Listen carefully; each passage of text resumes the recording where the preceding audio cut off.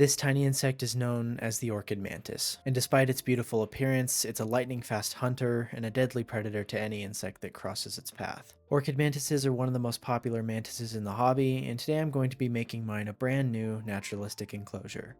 Before we begin, if you're new, make sure to hit that like button and subscribe so you don't miss future videos. The first thing I need to do is make the enclosure itself using a couple panes of glass. This glass is about 1/8 of an inch thick and will work perfectly for this build. To start things off, I used my ruler and lined it up with the edge of the glass, and then used a tape measure to double check my measurements. Once that was confirmed, I went ahead and scored the glass.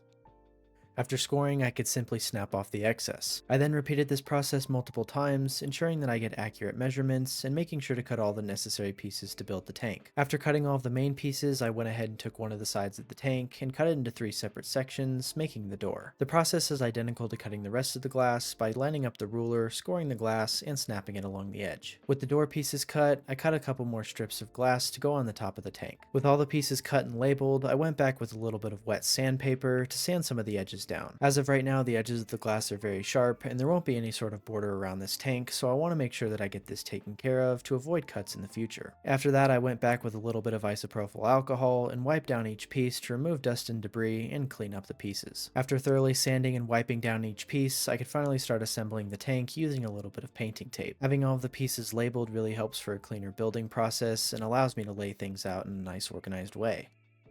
Once the tank was fully assembled, I came back with a little bit of 100% silicone to seal everything up and hold it together. I applied an even bead along the seams of each pane of glass. Then using my finger, I went along the bead to smooth everything out. For the door, I wanted to try something that's a little bit different from what I normally do. I originally saw this technique used by Terrarium Designs, and it utilizes silicone as a hinge. To do this, I laid the door onto the tank and used some painting tape to hold it in place. I then used a couple cardboard spacers to place in between the door and the other pieces of glass. I then ran a thin bead of silicone along where the door connects to the rest of the tank. After that, I came back and smoothed it all out, ensuring to cover the side of the door and a good amount on the tank itself. Once that was cleaned up a bit, I allowed everything to cure overnight. The next day, all of the silicone was cured, and I could remove the spacers and start taking off the tape. Using painting tape to assemble these kinds of tanks makes this process very easy. After taking it off of the main tank, I could take it off of the door to see if it really works. When I saw this technique, I had my doubts about it, but it actually works surprisingly well and is a total game changer for these types of tanks. I've tried many different door methods in the past, and I've had very little success. However, this one makes it really easy and is surprisingly strong. Anyway, now that the tank is cured, I went back and removed some of the excess silicone to clean things up a bit. Once that was complete, I could address the ventilation on the top of the tank. For this, I'll be using a piece of window screen mesh, and I'll go ahead and set the tank on top of it, and then use a pair of scissors to cut around it.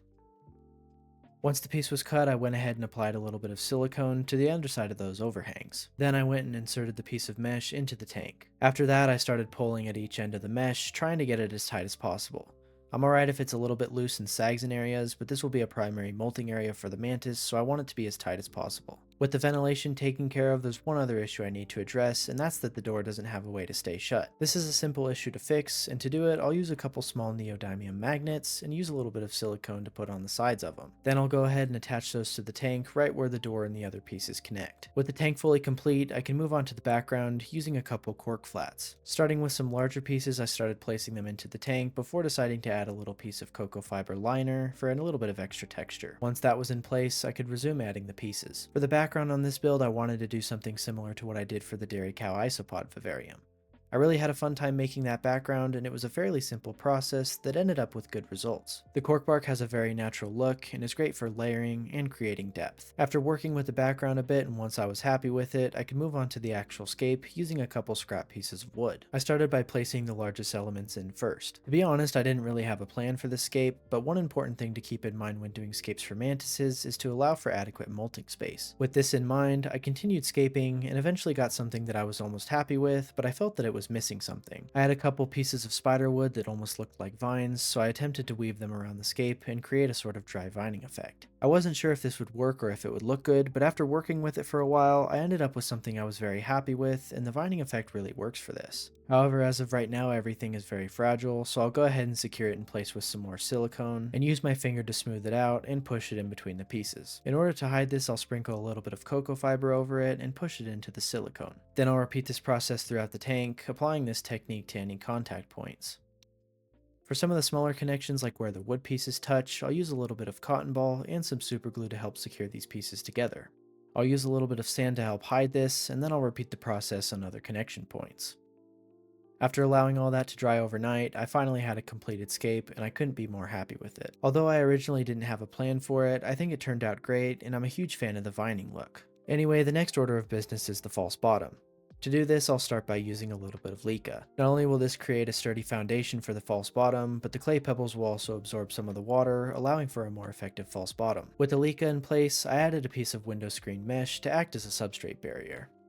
For the substrate, I'm using a custom ABG mix consisting of 1 part cocoa fiber, 2 parts sphagnum moss, a 4th part charcoal, and a 4th part reptile bark. With all the components added, I thoroughly mixed everything, giving me the perfect substrate for this build. I then started adding it into the tank, moving it around and leveling it out as I go. While doing this, I'm making sure that there's an adequate amount of substrate, as I'm going to be heavily planting this area. I also made sure to slightly slope it up towards the back to help create a sense of depth. After adding in all the substrate, I could finally move on to the plants using a couple tropical plants, and of course, you can't have an orchid mantis terrarium without the orchid. Before adding these, however, I need to do a couple things. The first order of business is to remove each plant from its pot and break up the soil from the roots. I repeated this process with each plant, making sure to get as much soil off as possible.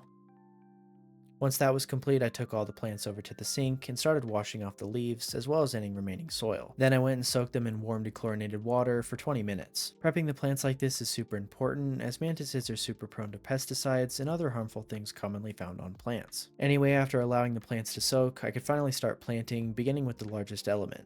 That being the orchid, I decided to place it in the right side of the tank. Initially, I wanted to add the other orchid right next to this one. However, it was just too big and didn't end up working out. Also, as you can see, the orchids are a bit floppy, so I used the mini clips that they came with to help hold them in place. After planting the orchid, I decided to add one of the umbrella plants to the left side of the tank. This will help break up the color and texture and is a very sturdy plant for mantises. Right underneath the umbrella plant, I added a small amount of China doll. This will help further break up that texture with its small sharp looking leaves. Then right next to that, I added a little bit of Photonia pink vein. This will break up all of that green color and add a much needed pop in texture. I also added one of these to the right side of the tank before coming back with a little bit of moss and placing it underneath it. I then went ahead and added more moss in various places underneath the plants. Not only does this look good, but it also helps keep humidity up.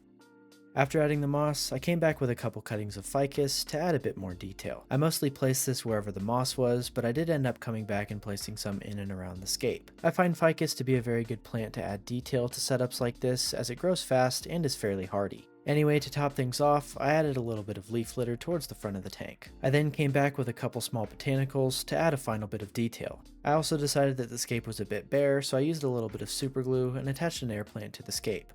All that's left to do is mist everything down and introduce the mantis into its new home.